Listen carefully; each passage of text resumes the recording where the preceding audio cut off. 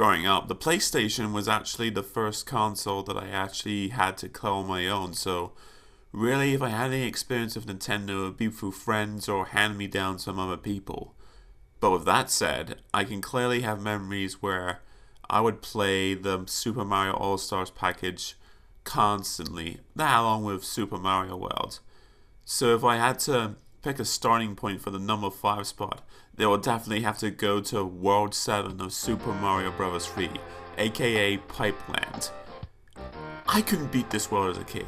I couldn't even get the past maybe level 2, maybe level 3, because this world really isn't possible for a kid.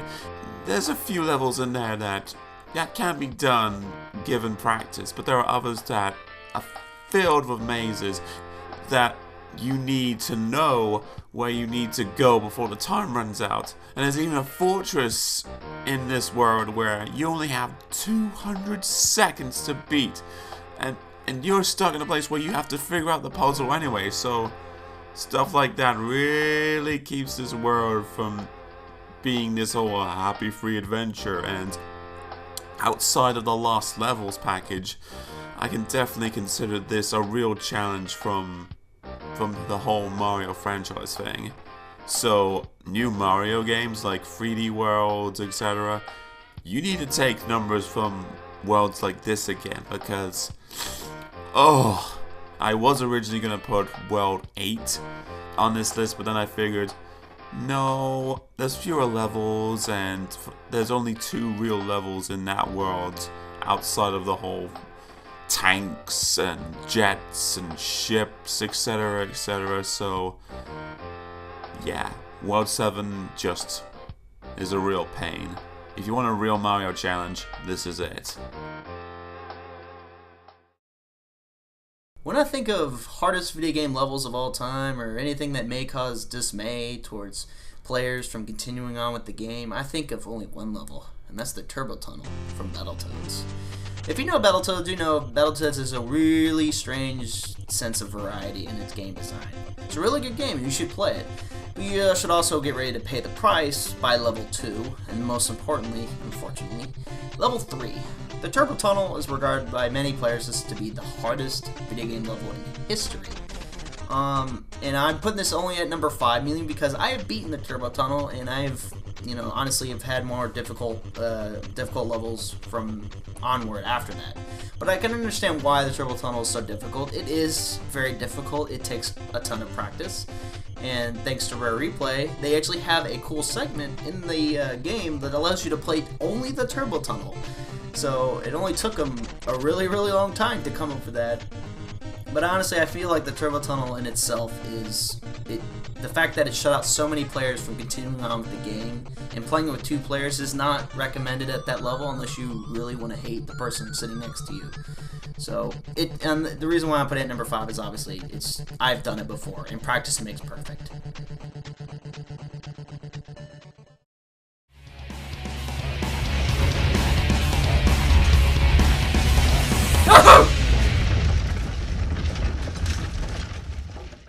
It was kind of hard to figure out what levels or even games could be put on my list for sure.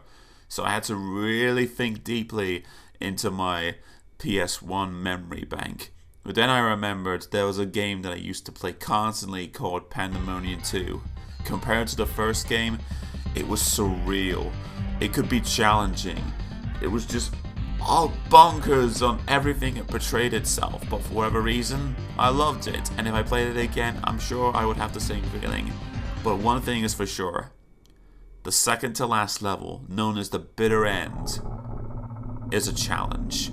It really is a challenge.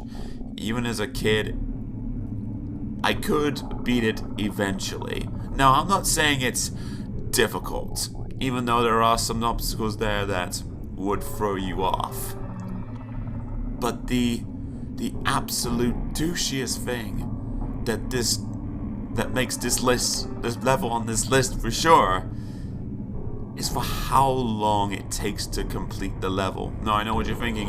Yeah, it's a 2.5 platform. Usually it'll take like 10 minutes at least, right? Well, for most of the other levels in the game, sure.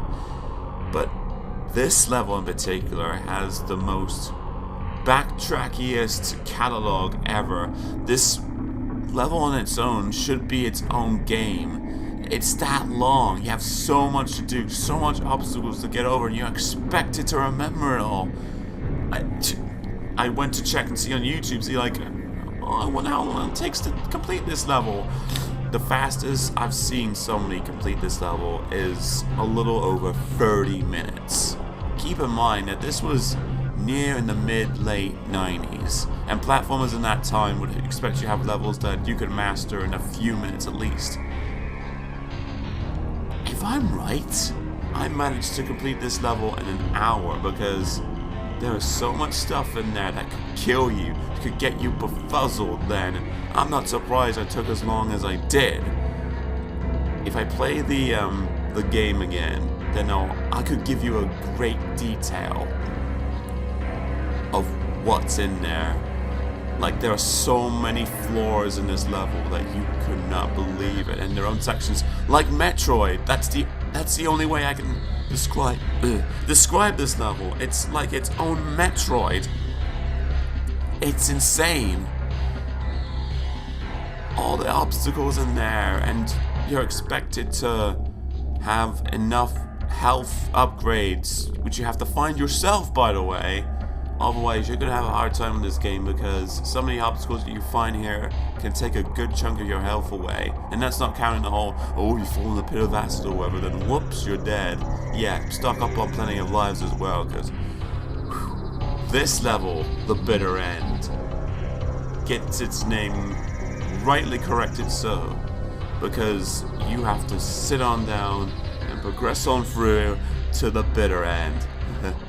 See what I did there? If you have this game and just want to use the password to get there and play it for yourself, then you'll definitely see what I mean. Just make sure you have some free time in your hands.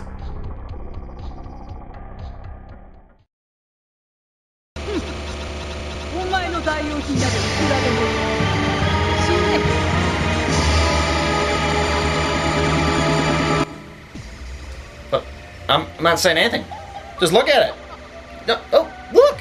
I mean, seriously, I have nothing else to talk about this. I mean, I guess the definition of bullet hell is just a picture of Queen Larza. Look at this shit. No, seriously, look at it. I want you to exit out of this screen, look this up, and just explain to me in a paragraph what the hell you just witnessed. For that reason, and because again, practice makes perfect, I guess you could eventually conquer this. It's not like you should. It's not worth it. Just look at it. Just paint a picture of this and explain this to your kids. There is nothing you can do. So, number 4, only because don't attempt this.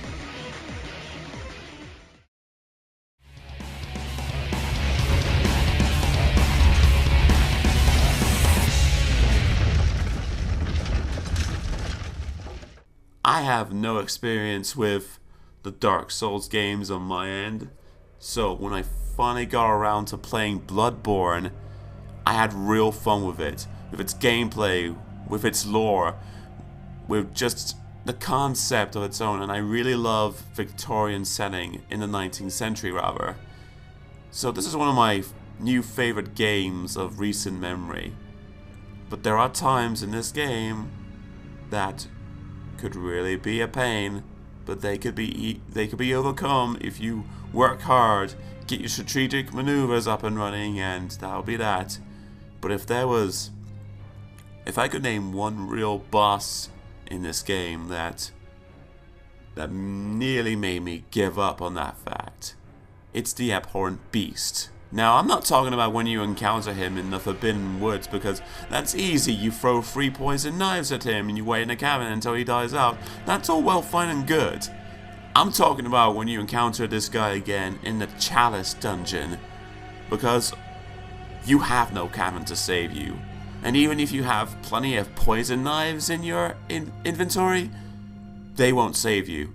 You have to rely on the skills that you worked up on yourself. And this guy is as brutal as before.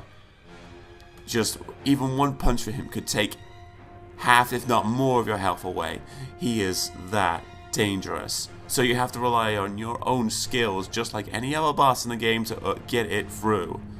But because this guy was so brutal, even from when you encountered him in the Forbidden Woods, it's just ridiculous how you can manage to overcome everything he throws at you and expect to win. Eventually, it could be done. But that doesn't mean to say that he was just a real pain. And the fact that once you get to the Chalice Dungeons, I had to fight him twice. Luckily, I beat him on my second run down in those dungeons, but the first time is just... that nearly made me give up my dreams of truly loving Bloodborne. Just to overcome that prick. It was one of the greatest feelings I've ever had in recent history. Just... ooh. When I think of very in-depth video games that are very fun to play, got great realism, and stand the test of time no matter what year it is, even if it's dated, it's definitely the Souls series. Whether it's Dark Souls, Demon Souls, and Bloodborne. Doesn't matter how many sequels you add on, except for Demon Souls and Bloodborne. Screw you, apparently. These games stand the test of time, and most importantly, they stand the test of time when it comes to difficulty. And I know this is technically cheating, but when it comes to a challenge, I think the Souls series nails it every single time. In fact, I think the Souls series is the only series I know that has a list of its own that describes which games are harder than the others. And, this is also the only game series I know that truly alienates its fan base. If you love, cool hack and slashers, this just cuts that away. It just ruins everything you have about hack and slashers, or even realistic games. This takes it to a whole nother level, and basically creates a small percentage of people that play this game, and then within that group is a smaller percentage who's beaten every single game, can describe every single boss, and just knows what to do. And for that reason, I have to put it at least in the top 3. It just defines what difficulty should be.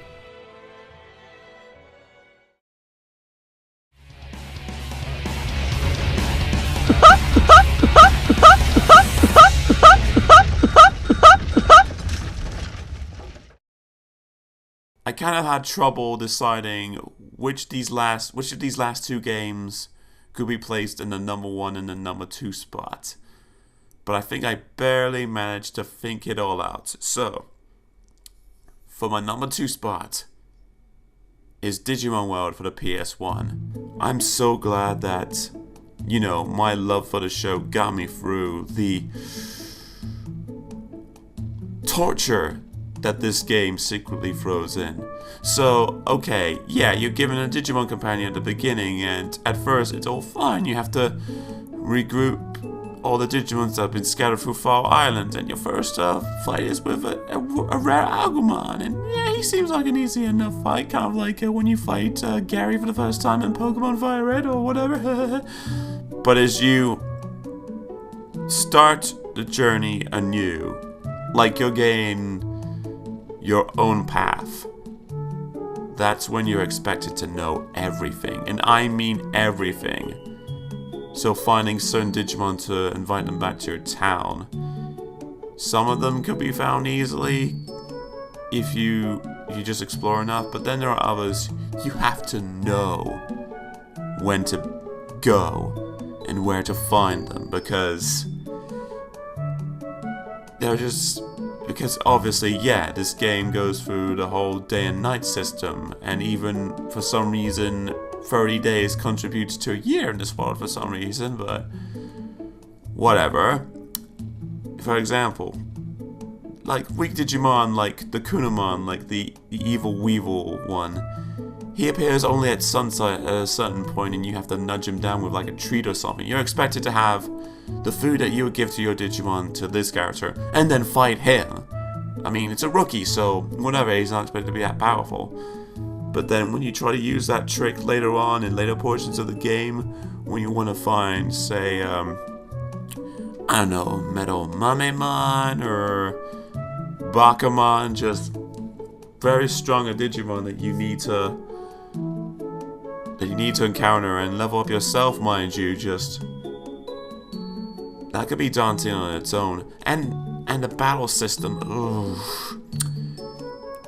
You're expected to, unless you learn specific attacks for your own Digimon, and the only way to do that is for the enemy to attack you with said attack, then you're not gonna make it out in this world if all you know is just like punch or kick, whatever. You're expected to learn like Nova Blasts or all these other kinds of special attacks by being attacked on you with said attacks. Ugh. Sometimes you can get your progress from the old Digimon, I think his name is Jijimon or whatever, who's like, oh, you know, Angemon has started his own healing practice or whatever. He's just like, so when you get to a certain point in the game when like, oh, you recruited a percentage of 27 Digimon back to Fall Town, that's great. Say like, you walk out of that hut, out pops a wild Greymon just waiting to attack you instantly. It'd be one thing if you haven't healed up before knowing this fact, then it's over because Greymon will destroy you. And if that happens, you're sent back to the house and then guess what? You have to fight Greymon over and over again. So if you're stuck in that loop and can't beat Greymon, it's over for you. And that's another thing too. You want a Greymon for yourself, buddy? You think it's that easy? No. Let's just say, if you want the Digimon that you really want to Digivolve, like I said, if you want Greymon, or if you want a Santomon, or just any one of these cool Digimon, you have to work for the exact stats that the game is wanting. So like your HP and your attack and your defense stats like that, I mean, that's all fine, but then you also have a meter which like tells you if you're happy as Digimon with you or angry with you. If I'm correct for Greymon, you have to make your Digimon angry at you. Not all the way, just at a certain meter. You're expected to know that on your own. You have to scold your Digimon in order to get the best one out of the game, and that's totally unfair. Once you saved enough Digimon, you're expected to go up to the final mountain or dungeon, I forget what it's called, and you're expected to like fight 4 or 5 powerful Digimon. So that's like Devamon, that's Metal Greymon in his evil form for some reason. And then the last one is Machinedramon, the only mega level Digimon in the game, and you're expected to fight that when he has like 9,999 health. And all these attacks, they'll kill you if you don't have enough HP. It's not fair. Thinking about it was a real pain to get through, and I don't think it'd be worth it going through it unless I had like somebody else to go through it with me. But I see no real reason to purchase this game again. I think that's the biggest sin that this game commits. For my love of this franchise, this is the game that is so totally unfair that you don't want to play again unless you want to go through all that torture, and you have that knowledge to get you through. Sorry, I didn't mean to talk about this spot as long. This should have been my number 1 if that was the case, but my number 1 holds a very special place in my heart. Alright, I'm going to look through my digital files here. I know it's paper, but it's fine. And oh, there he is. There's that picture of this lovable guy. You know who this guy is? This guy's name is Matt. I don't like this guy because he told me about this game. It's called Earth Defense Force 2017. And it's basically that game that starts to make you question sanity. So how does a game with ants, giant and giant spiders and wasps and robots and laser beams sound? Does that sound good? Okay, because 65 levels of that, pretty much doing the same thing, 65 times for 5 difficulty levels to unlock every weapon. It's not a matter of difficulty, it's a matter of patience and the ability to stick it out. Because after 325 levels of the same, you know, shooting aliens and shooting giant spiders and robots and such, if that doesn't drive you nuts, and the ability to collect weapons one at a time and collecting armor at 1 health point at a time and farming for 80 hours doesn't want to make you want to put a bullet to your head, then I think this may have tested the fabric of time. Still, it's a good game, and I'm putting it at number 2 because I've put in hours to this game and I still can't beat it. Hopefully I beat it next year.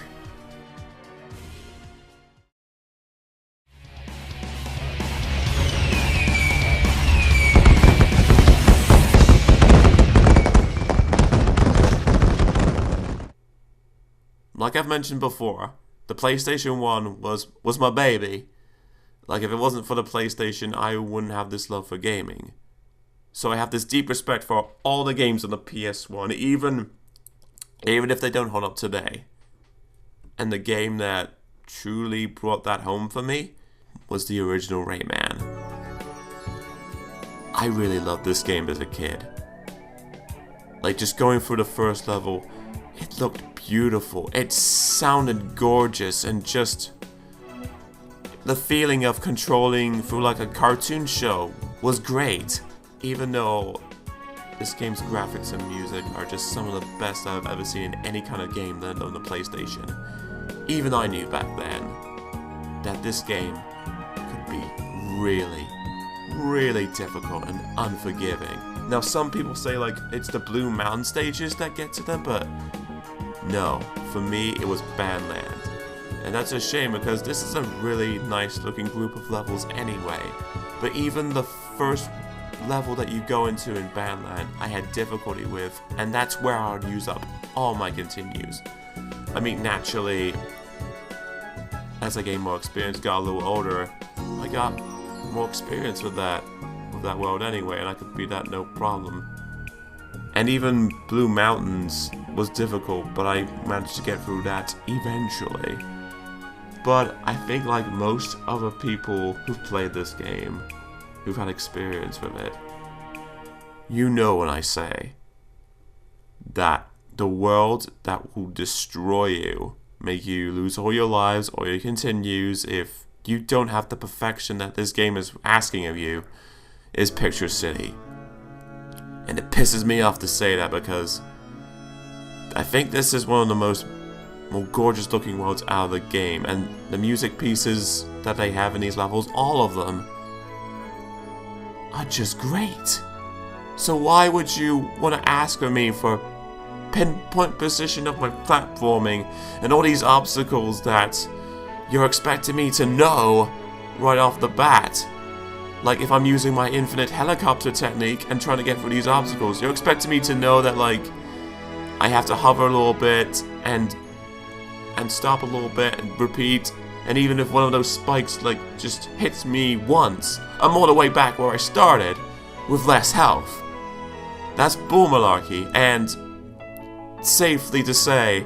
I can safely say, Space Mama is one of the most irritating bosses in that game, because you encounter her twice. The first encounter when she's a pirate, that's fine, you can overcome it fine. I'm talking about like the second time you fight her. She has so much health, and even if you manage to get her down to half, which you could do easily if you know how, she starts an overlong phase where she throws like teddy bear shaped saucepans that explode in your proximity. And there are times where you have to know where you need to dodge them, even to the point where you have to crawl perfectly to get to the safe spot, otherwise you're hit. And once you manage to do all that, she gets behind the washing machine that she flew in, and she starts using her rolling pin lasers to shoot at you at all sides, up, middle, down, and you're expected to avoid that, and apparently you're supposed to punch the washing machine until all the lights are gone, and even if it flies away, if it hits you, then that's one less hit point away from you. You see what I'm talking about? And you have to hit her 6 more times after that. And she throws more teddy bear saucepans at you. You're expected to do all this with only 3 hit points, 3 lives if you have them, and 5 continues. That is unforgivable. And the real kicker, the real sin that this game commits, you have to rescue all your friends, all the electons in this game, if you want to complete the final level. Like, even if you get to like the 5th world and you think like, oh, my journey's done. No, if you have to access the final world to defeat the main villain, Mr. Dirt, because you don't get to see him anywhere before the final level. You can only face him if you beat the collect all the Electoons. And let me tell you, getting the cages, it's a nightmare. I mean, some are easy, obviously, but there are like others that are like trial and error. The ultimate middle finger for trying to get all of your friends freed is the first level in the Blue Mountain stages. There's a point where you have to use your running ability, jump up perfectly where the game wants you to. There's no other way. You're up there safe and sound, it's fine. But if you have one hit point and not expect the 2, maybe 3 little enemies that come right at you, then I wouldn't blame you if you rage quit. Because it's stuff like that that makes the original Rayman so unforgiving with its bullshit like that. That's some of the most unforgivable things that you can get, even for a kid's game. So good on the French for doing that. Sorry, French, I know you have great people, but it's times like this, in games like this, you have to question, what's wrong with you? What's wrong with you? I will still love this game until the day I die, because it's the game that brought me truly into the world of video games for my true appreciation of them. But oh, it looks nice, but the gameplay is just unforgiving. My number one pick of all time comes down to one simple fact. Hardest video game challenge. And I'm willing to bet $1 million, and my left nut, that no one seems to talk about this challenge whatsoever. When I think of video games and difficulty, I think of what is brutally pushes you to the limit and causes you to... What is that? Frappuccino? See, sorry, I didn't mean to distract you. No, I want to be distracted because I don't want to talk about this, but this is the hardest level in my mind. Metal Slugs 3 Final Mission. Now, if you don't know what Metal Slug is, brief history, it's just a shoot 'em up, run and gun. It's a really good game and you should play it. There's about, I think, 7 of them. But the third one is regarded as the best one, and unfortunately, the most difficult. And it's not like the game is truly difficult until you get to the final stage. Oh dear God. Let me tell you about the final stage. Imagine this. You have to pick a vehicle to fly in, whether it's a helicopter or a jet. Take the jet. You have to fight 3 minutes of non-stop helicopters that constantly shoot at you and try to blow you up, and if you blow up, you die. Then, once you beat that, you make a giant run into the military base where you take on the rebel general. First boss fight. Just let's keep track here, okay? Let's keep track of the level transitions and let's keep track of the bosses, okay? Good. That's cute. So, part 3 is after you beat the general, your character and general get kidnapped, and they fly up into the alien ship, just like the Mars people always do. And so what do? You team up with the rebels, yay, because that's how Star Wars happens. And so then you fly in outer space in a cool little pilot ship that you fly around and you shoot stuff. You get 3 hits, and if you blow up, you die. Yay, that's all the good. And then you have to fly around with a jetpack for the rest of the game. So, once you beat that 5 or 6 minutes of non-stop aliens shooting at you and trying to kill you, then you come into another part where you shoot through the mothership and fly through the mothership. Yay! And you have to do it with the same ship without any health boost or anything like that. Oh, it's just so great. It's my favorite part of the game. But this is my favorite part, truly. So we're on, was it number 4 on stage transition? You have to fly through the mothership with aliens shooting at you with upgrades. And there's even my favorite part. There's these levels that fly down from the top, and if they get to the bottom and you don't shoot them fast enough, they kill you instantly. Oh boy, my favorite thing in the world. Insta-death, it's so fair. And so you know what? After you beat all that for about, 15 or 20 minutes, you land in the real ship. In this ship, you get to actually walk now. Yay! So no more run and gun, no more instant kill, no more flying aliens and anything. Except now you're in the ship with, surprise, flying aliens that shoot at you and robots that shoot giant beams at you and kill you. Isn't that nice? And so for 4 more minutes, okay, let's see, stage transition number 5, you skip over to stage transition 6, and you know what? It's just like 5. In fact, the aliens are bigger, and they have a 6 bipedal thing that walks and drops green balls that bounce everywhere and hit you, and they kill you instantly. Isn't that great? Isn't it great when it kills every single person in there? And thankfully, the army's there to help you out, except they don't do anything, so they're just there to take bullets.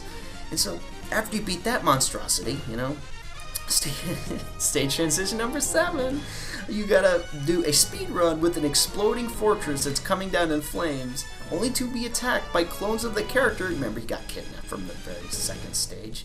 That you have to kill, because if they touch you, you die instantly. And they're just as fast as you. They can jump, they can roll, they can do everything that you can. And that's great. That's so fair.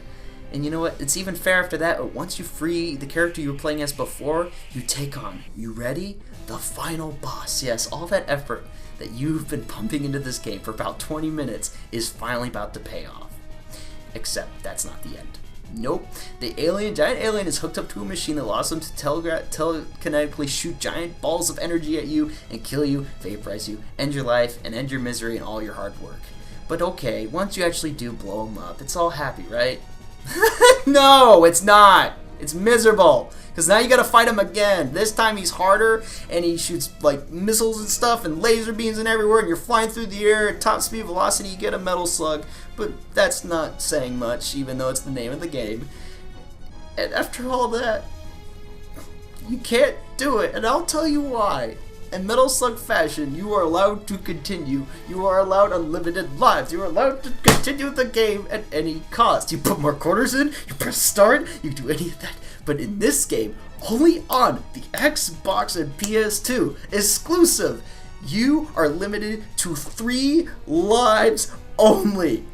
3 lives. That is it. And once you press continue, once you see those magic numbers counting down from 9 to 0, that goes, if you press start, you go back to the beginning of the stage. I'm talking from transition 9, from final boss 3 to 1.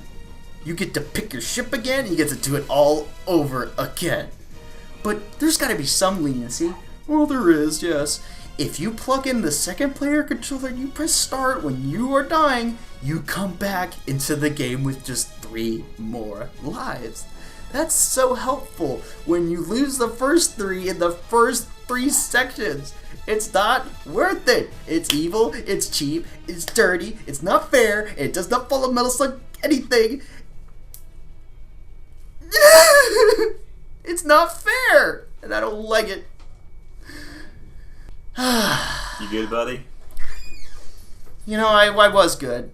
Until I realized that beating the game actually gives you something. You get 2 game modes to play, and you can't play it because you can't beat it because it's impossible to do it. I hate this final stage. It's impossible. The dogs hate it too, if that helps. They do hate it. Everyone hates it, and you should too. The fastest videos I've seen on YouTube beat it is like 29 minutes.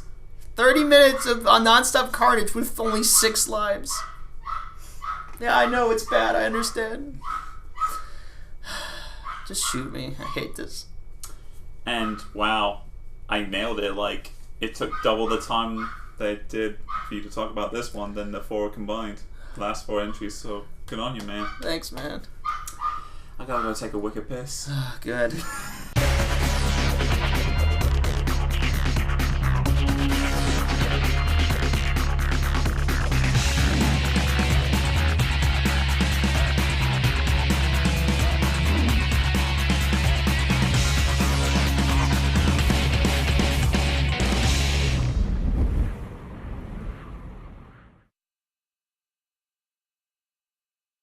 When I think of video games as some of the best around, I think of something that... Thumping! Thumping! Can we have, like, thumping? Can we have... Thumping! I want that done so much. When I think of video games as some of the best around, I think of something that something.